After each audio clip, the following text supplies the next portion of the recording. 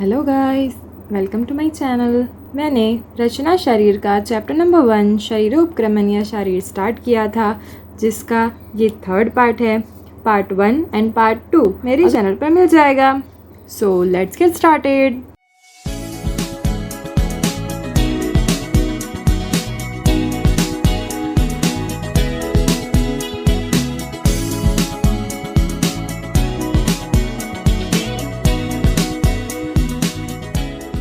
अब हम पढ़ेंगे षडंग शरीर, जिसमें षडंग है वो दो वर्ड से मिलकर बना है, षड और अंग।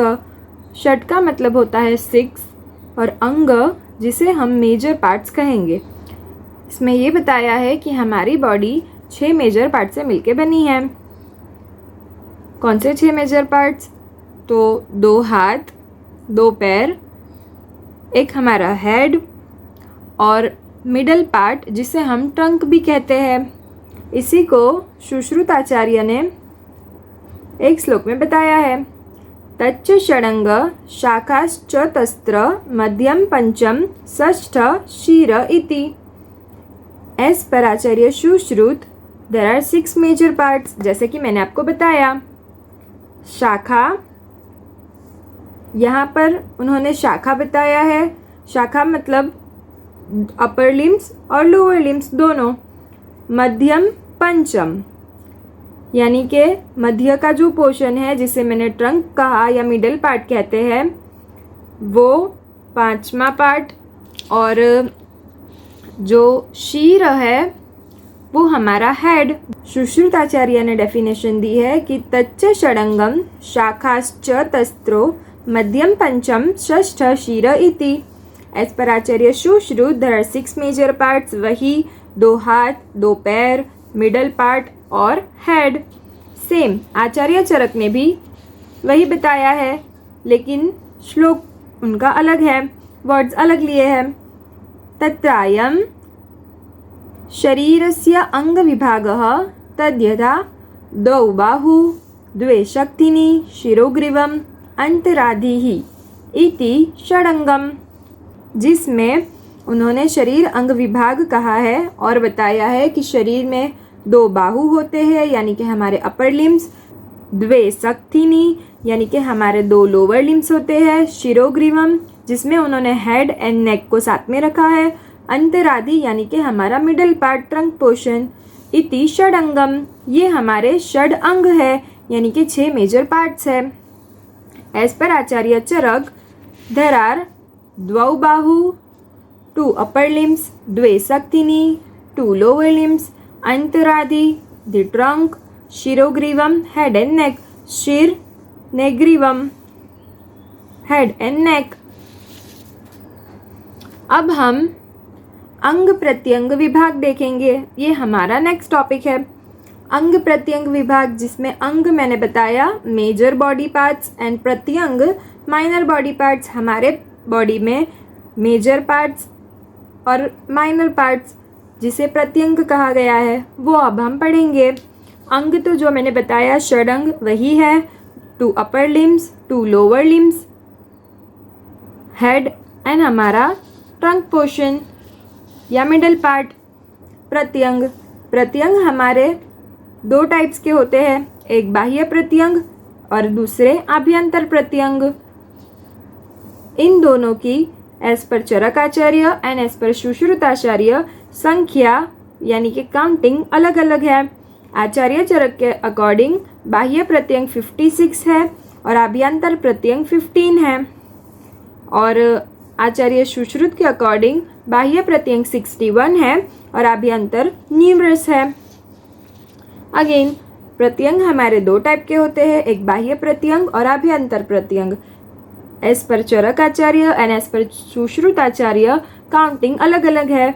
आचार्य चरक ने 56 बाह्य प्रत्यंग बताए हैं, जबकि आचार्य सुश्रुत ने 61 बताए हैं, और आचार्य चरक ने आभ्यंतर प्रत्यंग 15 बताए हैं, जबकि सुश्रुत आचार्य ने न्यूमरस बताए हैं यानी कि बहुत सारे। बाह्य प्रत्यंग एज पर आचार्य सुश्रुत मस्तक, उदर, पृष्ठ, नाभि, ललाट नासा चिबुक बस्ती ग्रीवा इत्येता एकेका। आचार्य चरक ने बाह्य प्रत्यंग जो बताए हैं उसको हमने 3 पार्ट में डिवाइड किया है। ऐसे प्रत्यंग यानी कि माइनर पार्ट्स जो एक एक है उसे हमने एक ग्रुप में रखा है, जैसे कि मस्तक जिसे हम हेड कहेंगे, उदर जिसे हम एब्डोमेन कहेंगे, पृष्ठ जिसे हम बैक रीजन कहेंगे, नाभि जिसे हम अम्बिलिकस कहेंगे, ललाट जिसे हम फोरहेड कहते हैं, नासा नोज, चिबुक चिन, बस्ती यूरिनरी ब्लैडर, ग्रीवा नेक इत्येता यानी कि ये सब एक एका, ये सब एक है। हमारे बाह्य प्रत्यंग में जो हमको बाहर से दिख रहे हैं उसे हम बाह्य प्रत्यंग कहेंगे। जो बाहर से हमें दिख रहे हैं माइनर बॉडी पार्ट्स, उसमें ये एक हमने ग्रुप बनाया है जो कि एक एक है। मस्तको उदर पृष्ठ नाभि ललाट नासा चिबुक बस्ती ग्रीवा इत्येता एक एका। ये सबके मीनिंग्स है। मस्तक हेड, उदर एब्डोमेन, पृष्ठ बैक, नाभि अम्बिलिकस, ललाट फोरहेड, नासा, नोज चिबुक चिन, बस्ती यूरिनरी ब्लैडर, ग्रीवा नेक। कर्ण, नेत्र, भ्रू, शंख, अंश, गंड, कक्ष, स्तन, वंक्षण, वृषण, पार्श्व, स्फीग, जानु, कुरपर, बाहु, उरु, प्रभुतयो द्वे द्वे। सबसे पहले हमने एक एक जो हमारी बॉडी में माइनर जो बाह्य प्रत्यंग थे वो हमने काउंट किए। देन अब हम जो दो दो है उसे काउंट करेंगे, जिसमें कर्ण जो हमारे ईयर्स, नेत्र यानी आईज, भ्रू यानी आईब्रोज, शंख यानी टेम्पोरल रीजन, अंश यानी शोल्डर्स, गंड यानी हमारा चीक्स, कक्ष हमारा शोल्डर रीजन पूरा, स्तन ब्रेस्ट, वंक्षण हमारा हिप रीजन, वृषण टेस्टिस, पार्श्व फ्लैंक्स, स्फीक बटक्स, जानु नीज, कुरपर एल्बोज, बाहु आर्म, उरु यानी हमारी थाइज। ये चीज़ें दो दो हमारी बॉडी में है।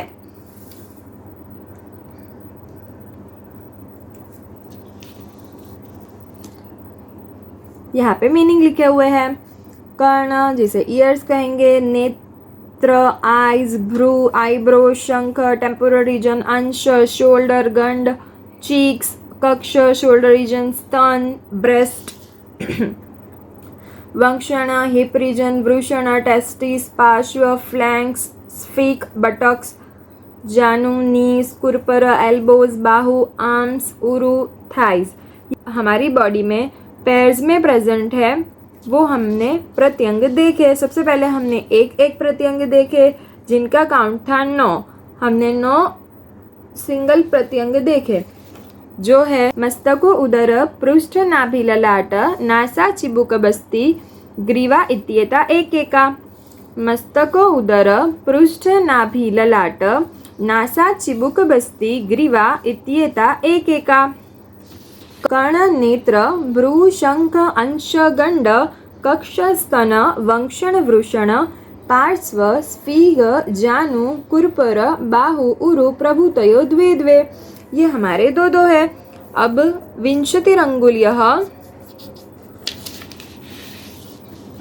विंशतिरंगुल्यः स्त्रोतांसि वक्ष्यमानानि एष प्रत्यंग विभागः उक्त।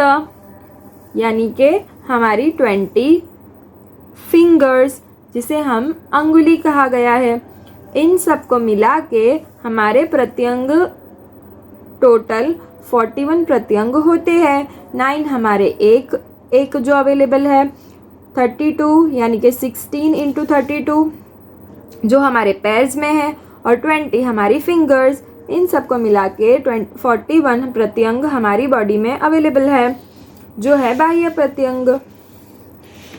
अब हमारा नेक्स्ट टॉपिक है मृत संशोधन, जिसे मृत शारीर संशोधन भी कहा जाता है। अब इसका मतलब क्या है तो the preservation and dissection of body in ancient time is called as मृत शारीर संशोधन, यानी कि जब पहले के ज़माने में जब हमारे पास लैब और केमिकल्स नहीं होते थे तब बॉडीज़ को कैसे प्रिजर्व किया जाता था और उसे डाइसेक्शन कैसे किया जाता था, वो सब हम इस मृत शारीर संशोधन टॉपिक में पढ़ेंगे। आई नो ये बहुत बड़ा श्लोक है, पर एक बार आपको मीनिंग पता चल जाएगा तो आपको इजीली याद हो जाएगा। तो पढ़ते हैं।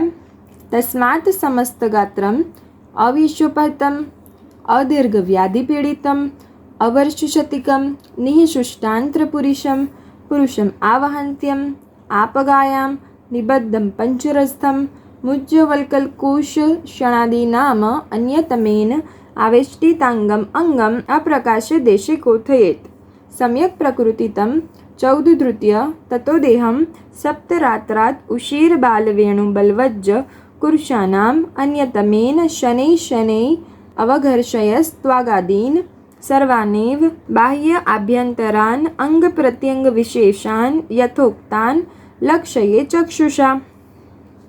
इस पूरे श्लोक को हम 3 पार्ट्स में डिवाइड करेंगे और इजीली समझने की कोशिश करेंगे। सबसे पहले श्लोक में क्राइटेरिया बताया है कि हमें बॉडी को सिलेक्ट करने से पहले क्या क्या चीज़ों का ध्यान रखना है। तो जो फर्स्ट लाइन है, तस्मात् समस्त गात्रम अविश्वपहतम अदीर्घ व्याधि पीड़ितम अवर्षशतिकम निःशुष्ट आंत्रपुरीशम, ये हमारा क्राइटेरिया बताया है, जिसमें समस्त गात्रम का मतलब है dead body has all the body parts. अविश्वपहतम नॉट डेड बाय पॉइजन, मतलब कि जो डेड पर्सन है उसकी डेथ पॉइजन से नहीं होनी चाहिए। फिर दूसरा क्राइटेरिया है अदीर्घ व्याधि पीड़ितम, यानी कि not dead bye chronic disease, जो डेड बॉडी है उसकी डेथ किसी क्रॉनिक डिसीज से नहीं होनी चाहिए।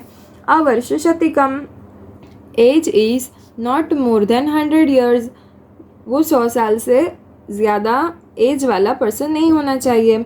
निःशुष्टांत्र पुरुषम, यानी कि जो फीसिस है, faeces of intestine should be removes. आंत्र का मतलब होता है हमारा इंटेस्टाइन से सारा मल जो फीसिस है उससे बाहर निकाला हुआ होना चाहिए। सबसे पहले हमने क्राइटेरिया देखा जिसमें समस्त गात्रम का मतलब होता है कि बॉडी के सारे पार्ट्स होने चाहिए। अविश्वपहतम बॉडी है, जो पर्सन है वो विष यानी कि पॉइजन से नहीं मरा हुआ होना चाहिए। अदीर्घ व्याधि पीड़ितम, किसी भी दीर्घ व्याधि यानी कि क्रॉनिक डिसीज से उसकी डेथ नहीं हुई होनी चाहिए। अवर्षशतिकम, यानी कि जो पर्सन है उसकी एज 100 years से ज़्यादा नहीं होनी चाहिए।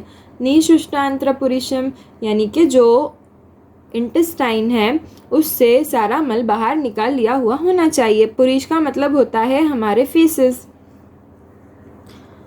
ये हमारा क्राइटेरिया था।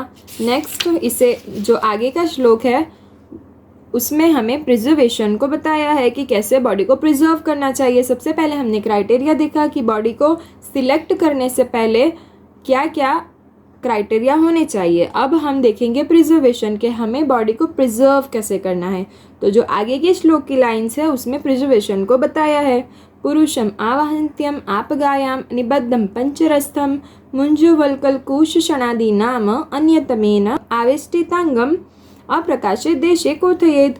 इसमें ऐसा बताया है कि जो डेड बॉडी है उसे हमें फ्लोइंग वाटर सोर्स में रखना है और उसे हमें टाइटली किसी केज में रखना है ताकि वो फ्लोइंग वाटर में बह ना जाए, और केज में रखना है ताकि वो जो भी एक्वेटिक एनिमल्स होते हैं जो कि उससे नुकसान ना पहुंचाए, जो हमारे पानी के जो भी एनिमल्स होते हैं वो उसे नुकसान ना पहुंचाए। बाद में उसे हमें यहाँ पे लिखा हुआ है कि पंचरस्थम मुंज वल्कलकुश क्षणादि नाम, यानी कि ये जो मुंज वल्कलकुश क्षण ये सब हमारे प्लांट्स है जिसमें हमें इसको डेड बॉडी है उसे फोल्ड करना है, उसे रैप करके रखना है। और आवेष्टितांगम अंगम अप्रकाश देशे कोथयेत् का मतलब होता है उसे हमें डार्क प्लेस पे रखना है।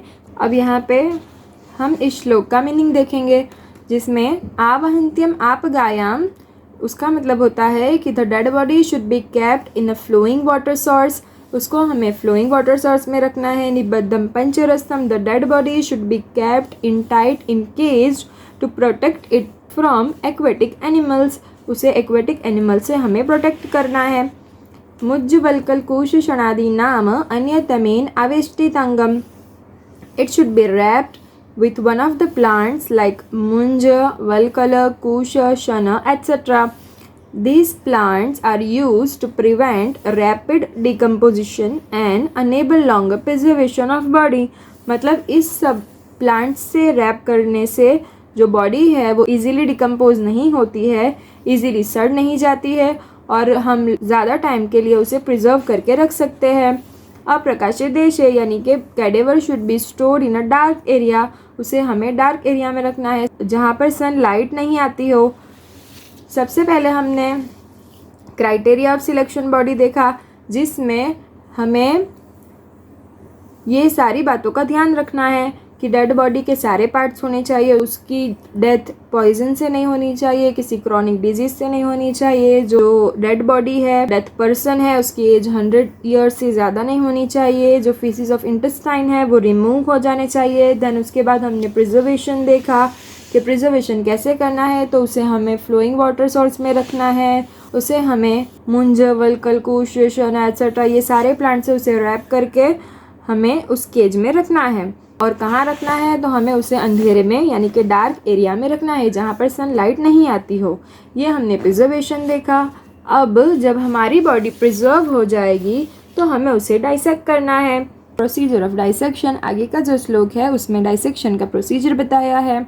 सम्यक प्रकृतितम चौदुधृत्य ततो देहम सप्तरात्रात् उशीर बाल वेणु बलवज्ज कुर्चानाम अन्यतमेन शनै शनै अवघर्षयन् त्वागादीन शर्वानेव बाह्याभ्यंतरान अंग प्रत्यंग विशेषान यथोक्तान लक्ष्य चक्षुषा।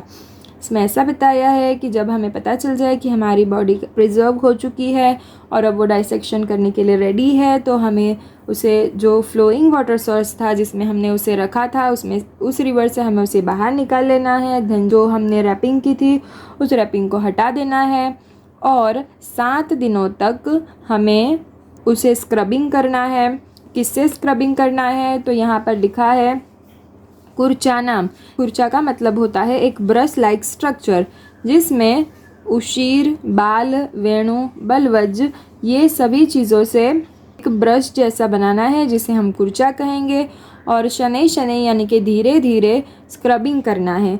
कितने दिनों तक? 7 दिनों तक। 7 दिनों तक स्क्रबिंग करने के बाद सर्वानेव बाह्य अभ्यंतरान यानी कि सारे बाह्य और आभ्यंतर अंग प्रत्यंग यानी कि मेजर और माइनर बॉडी पार्ट्स आपको इजीली चक्षुषा यानी कि नेकेड आई से भी आप देख सकोगे।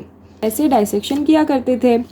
After knowing that the body has become properly purified ततो देहम सप्तरात्रात् उशीर बाल वेणु बलवज्ज कुर्चानाम अन्यतमेन शनै शनै अवघर्षयन्, जिसका मतलब है कि उसे हमें रिवर से बाहर निकालना है।